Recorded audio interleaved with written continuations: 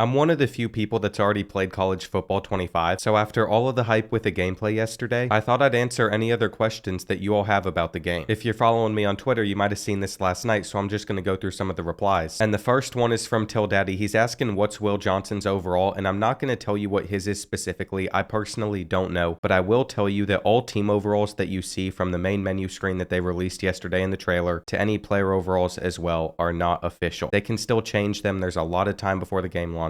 And that's why you might be a little confused when you see Baylor is like a 92 overall team, Clemson is a 95. They're probably going to be lower, but they still have to adjust some rosters, depth charts, etc. The next question's from Matt, and he's asking where are we at with penalties being called in the game. Pass interferences, holding, false starts, they're all essential to any football game, which is very true, but especially to college players where it's their mental toughness to avoid these penalties that should be considered. That is definitely a major point, and I'm going to go on about it. When I was able to play, we only got about a 3-hour window, so I was only able to hop into a couple games against actual people, and then I played a couple single player ones as well, using Kentucky almost every single time. I definitely experienced a couple penalties during that time, but again, this is something that they can still tune. They're still trying to figure out how to balance out the game. This was not on a final build that I played, of course, and I can confirm that they're in the game. They're going to get called because there was a pass interference call and a holding one, false start that's kind of based on your own doing, same with offsides. But with the 80 abilities that are in the game, with some of them being mental and some of them being physical, I'm absolutely positive that some of those mental abilities will probably have to do with a less chance of getting called for penalties as well. The next question is from Mr. Zanet, and he says, can you answer if being able to transfer in Road to Glory is possible? Not sure if that's public information, sorry if it is. Absolutely, that's a great question because in the old game you weren't able to transfer, but the transfer portal was also not as prevalent. Now it's already been leaked that the transfer portal is in Dynasty mode. Whenever you're recruiting, that is a huge thing. You should be able to go after transfers. It's a big part of the college football space, but I don't know if it's been confirmed through a leak yet or not that it's in Road to Glory, and I'm going to kind of do that here. I hope I'm not overstepping any boundaries, but yes, you can transfer in Road to Glory, and I just have to kind of dance around certain things with the Road to Glory and Dynasty modes because that type of information, the deep dives on that haven't come out yet. Daddy Demu lightens up the tone a little bit. Am I going to have a really fun and bitchin' time? Absolutely. You don't catch me cussing most of the time on my channels, but you're going to have a fantastic time, and you're going to be pissed off whenever you throw 5 or 6 interceptions on the road at a number 5 team. If you're going to play Dynasty mode the right way, I strongly suggest that you schedule a super hard opponent in that first year and just watch yourself get blown out by 50. So through those first seasons, yeah, you're going to be angry, you're going to be upset, but it's also going to be really fun when you're finally able to turn your program around and actually beat those said colleges. As for our next question, we got Weege, and he comes in saying, is it true there's no player editing? This is something that is the case for players that are in the game that opted in to be in the game. Let's say you're Quinn Ewers. You cannot go in and edit his name or his ratings. You might be able to touch up on his accessories. I'm not 100% sure about that, but if a player opted into the game, you're not going to be able to edit that. I don't know if it's a legal thing, but that's just how they have it. I would assume it probably is a legal thing, but for the players that didn't opt in, so let's say the replacement for whoever Arch Manning is, you're going to be able to edit them a little bit more in depth, at least I'm pretty sure. It seemed to be that way just from what we heard from the devs. It's already been put out by some of the writers that were there. And is it fully non-customizable to change positions and ratings? I don't know about this because this then gets in the Dynasty mode, but if it's just for editing players outside of it, again, not sure. I know you're not going to be able to change the ratings. Positions is a whole other thing. It's the same as like numbers or accessories. I didn't check it. We were in play now mode, but that's something that we're going to find out in the future. Now we have a really good one here from Anthony. This is going to pretty much just allow me to sum up all of my gameplay experiences. There's 4 questions in this, so I'm going to have to deep dive. But the first is, was it difficult to throw even with the new throw meter? It says, is it too complicated? And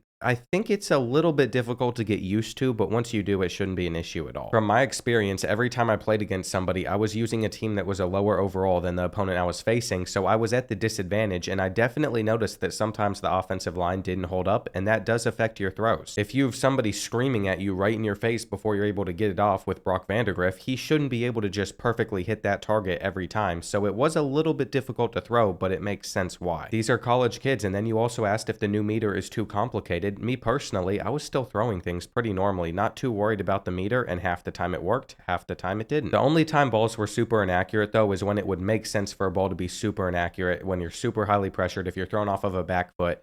So I don't think anything's too game breaking. They seem to have balanced things really well, and that was an early build that I was playing on. Now for your next 2 questions, I'm just going to combine them together. Were the wide receivers hard to guard, and was it too complicated to play defense? It's definitely an offensive based game. It was hard for us to get defensive stops, but at the same time, we were just trying to enjoy the offensive side of things and weren't trying too hard. There's a lot of counters and features that EA has put into the game that is going to create a huge skill gap, especially on the defensive side of the ball, like the switch stick, and then also you can disguise your coverages before you even step out onto the field. I wouldn't say it's too complicated to play defense. You can play the game normally, but if you get into like a competitive game, you're going to have to use some of these features because it is hard to get defensive stops, especially if you're using a lower overall team than your opponent. I'm not going to say it was entirely like Big 12 football, but there were a lot of high-scoring games, and I also want to point out, if you get stuck on like a 3rd and 16 situation, especially on the road, it's going to be super hard to convert there. There's definitely a major difference between like a 3rd and 2 and a 3rd and 16 and how your players play, especially depending on some of their mental abilities and stuff. So you also have to keep that in mind. If you're able to keep your opponent at a long distance on each set of downs,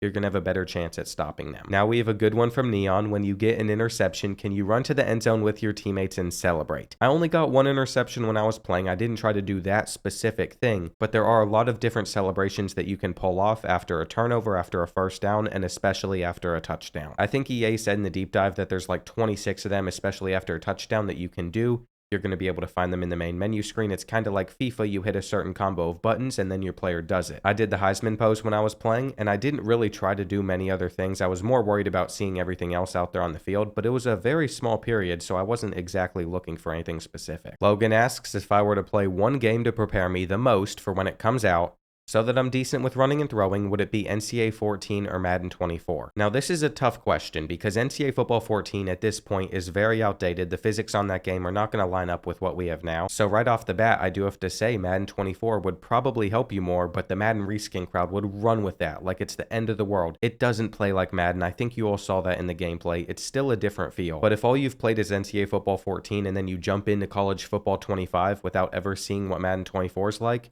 it's going to be a huge shock. There's a lot of changes because of how good the graphics have gotten, because of how realistic everything looks, that is a lot more equivalent to Madden 24 than NCAA Football 14. Even when I'm going back and filming on NCAA Football 14, some of the gameplay is starting to feel weird to me. I'm noticing things that I wouldn't have ever seen before, lots of quirks that are not realistic, that don't look good, but I guess it's just part of having a different game from a different time period. I mean, the new college football game certainly doesn't play like Madden 24. It's a lot quicker than what you're going to feel whenever you hop into that, but that's probably going to be a little bit more similar than what NCAA Football 14 is. Jake says, will Sandstorm be in the game? I've seen a lot of things saying it will be. Like to clarify, he mentioned some of these other stadium songs. I only played with Kentucky and USF, so I can't really confirm many other schools. I didn't see much of that, but there are certain songs that didn't make the cut because they just came back with these huge fees to be in the game. Yes, it would be amazing to have every single song, but you're having to license a ton of different things, go through a ton of different companies, and some of them asked for fees that just didn't make any financial sense for a little feature in the game. Don't take that paraphrasing wrong either. It's still a big deal if they're there or not. It really helps the environment, but some of it just was way too much for what it would have been. From what I saw, EA really did their best to try to nail everything that they could, and now we have, is the passing meter able to be turned off or is it permanent? This is something that I didn't test out in settings. I'm pretty sure you're able to turn it off. Same with wear and tear, but do not quote me on that 100%. I didn't check it myself when I was playing. I didn't even hear about it when I was at the studios, but I do feel like I read something in an article that said that you could. Next up, we have, will the player models still be edited? We saw that crazy big offensive liner at Clemson, which looked odd. Will that be improved? And then down here in the reply, they've also mentioned the black Jackson Arnold that we could see in the trailer. Yes, I'm sure a lot of things are going to be fixed. One of my contacts at EA told me that they're coming up with a whole list of bugs and stuff that they're finding. That does include the Texas State Stadium that's missing its upper deck. And I talked about this yesterday on my main channel. There was also some issues with the Red River rivalry that they've already said they're correcting. I also confirmed that on Twitter yesterday, which is why you should be following me on there. But I will say, this is what you want to see out of a dev team. And also, some of you all just need to chill out. I saw some stuff about Oklahoma State Stadium. I had people messaging me and also just in the replies of a post. But it literally looked amazing. Their detail was almost one-on-one with the stadium, a perfect replica. And then there's people saying, well, the away fans are sitting in the wrong spot in the stadium. Is that really something you're going to complain about? I mean, it's an early build. Things are not going to be perfect, and it probably won't be perfect on release. It'd be unrealistic to expect all 134 stadiums to perfectly replicate everything to a T. Not every single school submitted stuff that would allow them to do that. Some of them were really great, sending like thousands of pictures and footage. But what I will say, and guarantee I put my word behind it just based on every dev that I talked to, what I saw, how hard it is to even develop these games, making them look this realistic, is they're going to do their best. We finally have the college football game back. back after 11 years with a team behind it that cares so much about the product. And there's still going to be people that complain about the tiniest of details. In an ideal world, there'd be zero mistakes at all, but that's never going to happen with a video game. You'll have to be a little bit realistic, and also it's still an early build. It's early in the cycle. Now we have Chris asking, saying, I know it's hard for you to answer this, but is Road to Glory really going to be worth playing?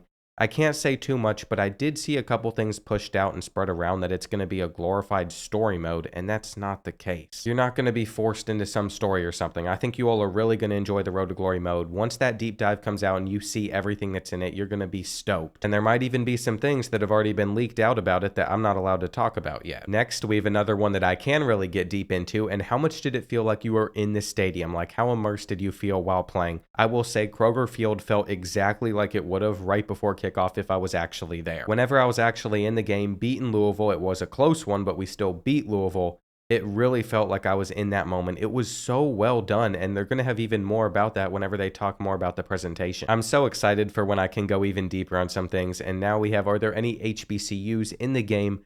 The only teams that are in the game from the start are the 134 FBS programs that we have in college football. That doesn't stop you from creating an HBCU in Team Builder though, and then using them in Dynasty or offline play now, so you can still use an HBCU, you just have to create them in Team Builder. That's why I'm honestly not bummed out that there's not FCS schools in the game, because we can still perfectly replicate them. We can upload an FCS logo one for one exactly what it looks like. And I'm just going to answer a couple more. I can always do a whole other video answering even more questions. The biggest thing that stood out to me during my gameplay was probably the play calling screen. I talked about this too yesterday. As you can see right here, there's a lot of different features with it, and I really appreciate it. It's the greatest play calling screen I think I've ever seen in a football video game. In the top left corner, you're going to see fans, you're going to see players after a touchdown, like all sorts of stuff. And then of course also shots of the stadium. Then over on the game summary side, that's going to be replaced with stuff like wear and tear, other team statistics. Say you have a player that rushes for 150 yards after 10 rushes. It's going to say he has 10 rushes for 150 yards and 2 touchdowns. You're going to see the player stats. Then, of course, there's just your play calling stuff, which kind of looks similar to revamped. And then coach suggestions even is brought back, which it always needed to be.